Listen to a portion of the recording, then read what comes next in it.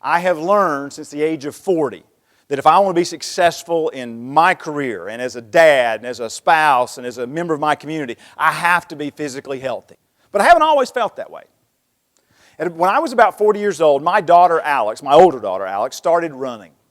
Now I think running is one of the most ridiculous exercises in the world. Okay?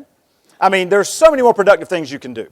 You can play basketball or you can walk or, work in the garden, cut wood. So many other things you can do that just seem to be so much more enjoyable than running.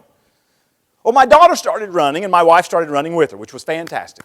I mean, I would sit in my chair and watch them go out there and go, woo-hoo, y'all go, good, excellent, yeah. Good for you, good for you.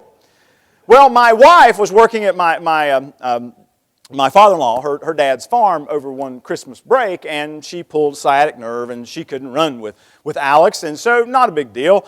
We came back from the holidays and my daughter's out running by herself. Well, it's no problem. Denton's a town of about 1,000 people. She's safe out there. One day my wife came to me and she says, Jones, she said, do you really think it's safe for Alex to run by herself? I'm like, sure, honey. Town of 1,000 people. If she falls down, they'll call us before she hits the ground. Okay? It's just that way in a small town. She says, well, I think someone needs to run with her and keep her safe.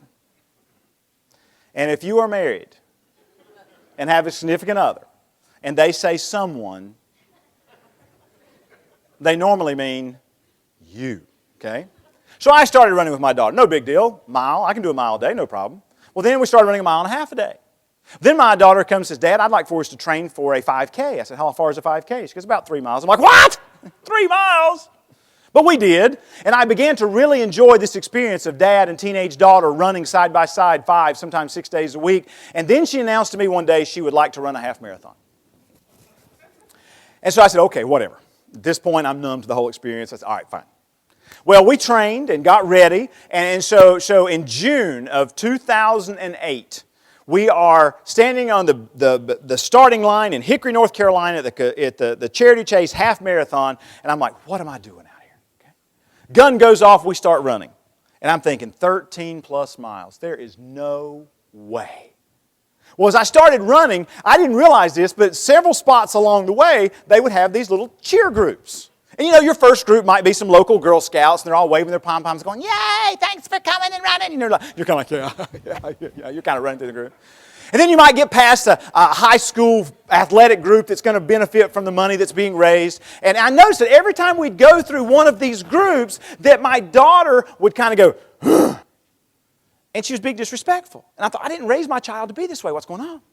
So as we kept going through these groups, we finally got to the Boys and Girls Club of Hickory, North Carolina. It's probably mile marker 11, something like that. And I'm running through this group. My daughter behind me is going, I'll be so glad when we're out of these groups or something like that. And I'm like, what in the world? So we got through the group and I just stopped. And I said, Alex, what is your problem? All these groups are out here supporting us because we're running this half marathon, raising money for their good causes, and you're being very disrespectful. What's up with that? She says, Dad, every time you move through one of those groups, you run faster.